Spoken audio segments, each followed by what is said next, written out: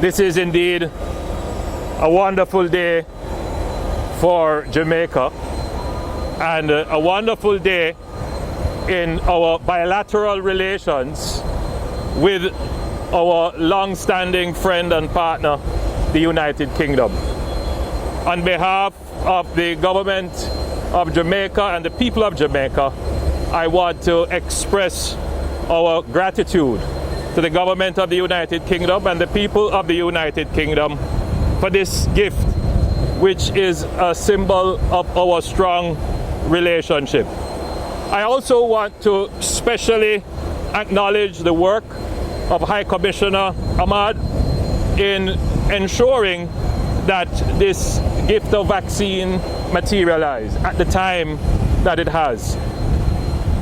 I want to also point out the great efforts of our partners, such as the United Kingdom, in supporting the COVAX initiative. I know the United Kingdom has dedicated over £500 million towards COVAX, which will be another window through which Jamaica will benefit from vaccines.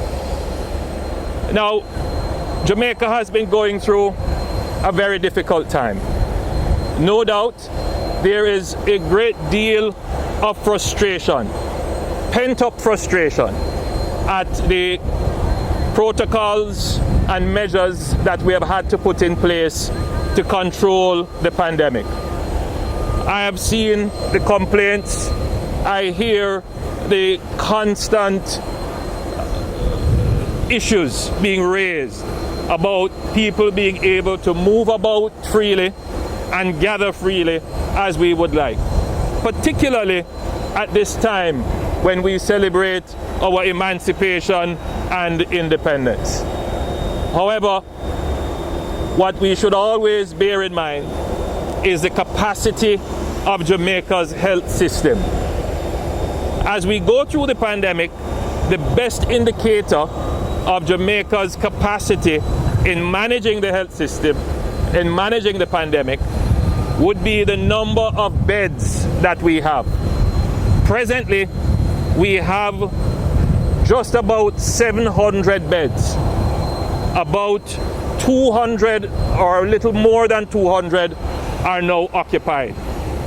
There is a new variant of the virus, which well-established health agencies internationally have described as being very infective, has a very high rate of infection, and we have to be very careful about how we as a country loosen our measures, because very rapidly this virus could spread and the number of beds that we have could easily be used up.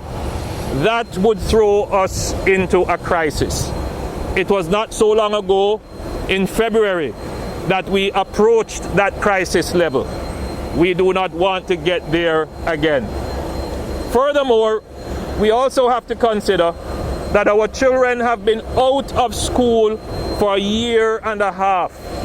The impact on their education is significant and it will be long-lasting. As a responsible government, we cannot place the education of your children, our children, at risk. Therefore, at this time, it will be necessary for the government to continue to tighten measures and to use non-clinical measures to manage the pandemic. However, there is a ray of hope. There is hope. And that hope comes in the form of the vaccine.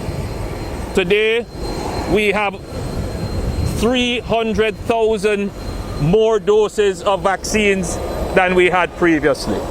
It is a start. With this number of vaccines, we could easily double the number of persons who are fully vaccinated, and we could do so rapidly. However, it will take the acceptance of every single Jamaican to come on board and get vaccinated. Already, the Minister of Health has informed me that over 10,000 Jamaicans have signed up for the vaccine. Now, the Minister of Health is happy with that number. I am not. I want to see, and I'm sure the Minister of Health would want to see more as well. We want to see the hundreds of thousands of Jamaicans signing up for the vaccine. The vaccines will leave here, leave this tarmac, and they will go right across the island to health centers, into the proper cold chain facilities, and tomorrow morning they will be available for inoculation. I'm encouraging all Jamaicans, please go out and get vaccinated. The only restriction is that you should be 18 years or older to be vaccinated. I am encouraging you. I can only repeat it with emphasis that the only way that we are going to be able to do away with curfews and gathering rules and locking off parties and ensuring that people can't gather is if you take the vaccine. What we have seen, for those who have the attitude to say, I am waiting, I want to see what will happen.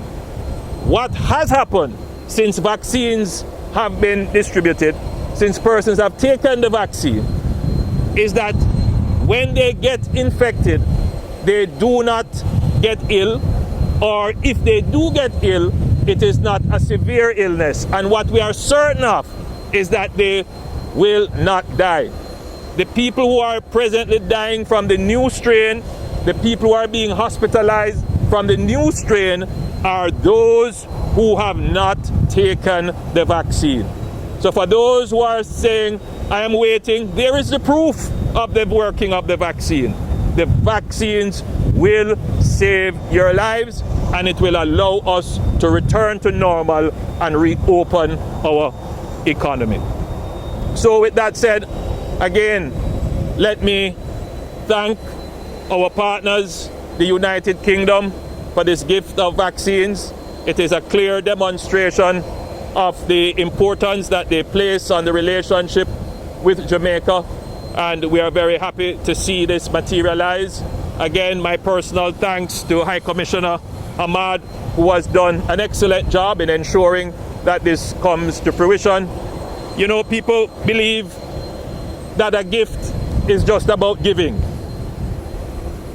Our Minister of Foreign Affairs and our Minister of Health can tell you that there are great complexities involved in giving and receiving, and the level of paperwork and bureaucracy that is involved behind the scenes, which you would not be privy to, is significant.